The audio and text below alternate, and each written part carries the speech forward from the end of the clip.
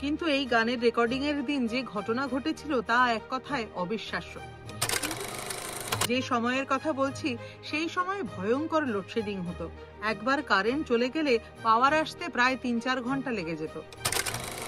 কিন্তু সেই অসম্ভবকে অবলীলায় সম্ভব করে দিলেন মহাগায়ক হেমন্ত মুখোপাধ্যায়।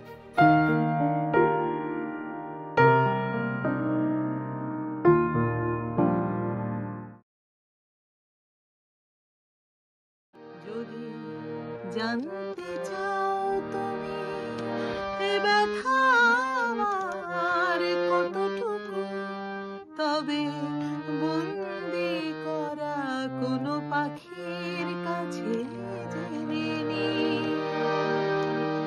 যদি দেখতে চাও আমার ভিজে যাওয়া চোখ দুটো, তবে জলে ভেজা কোনো পদ্ম ফুল দেখে নিও।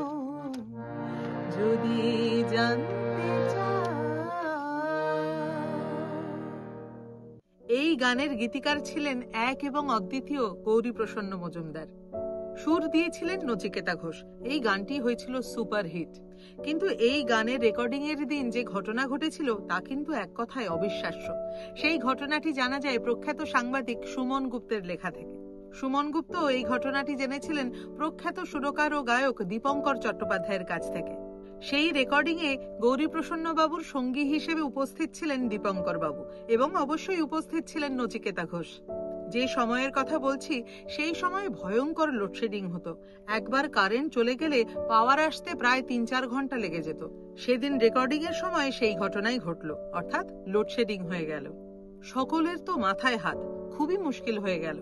এমন সময় হেমন্ত মুখোপাধ্যায় গৌরীপ্রসন্ন মজুমদার এবং নচিকেতা ঘোষকে বললেন, লোডশেডিং যখন হয়ে গেল আমি একটা জরুরি কাজ সেরে আসি।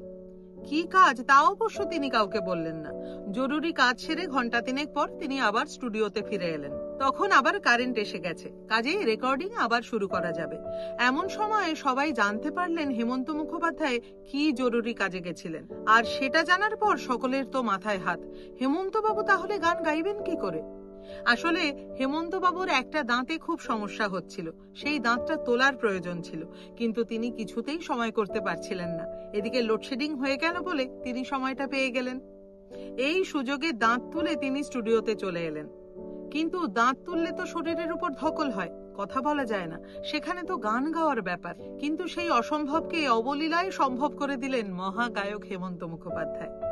রেকর্ডিং করে ফেললেন এবং একটি নয় দুটি গান গাইলেন। প্রথম গানটি তো আজকে আমি ভিডিওর প্রথমেই উল্লেখ করেছি, আর দ্বিতীয় গানটি ছিল এক গোছা রজনীগন্ধা হাতে দিয়ে বললাম চললাম। এক গোছা রজনীগন্ধা হাতে দিয়ে বললাম চললাম চললাম।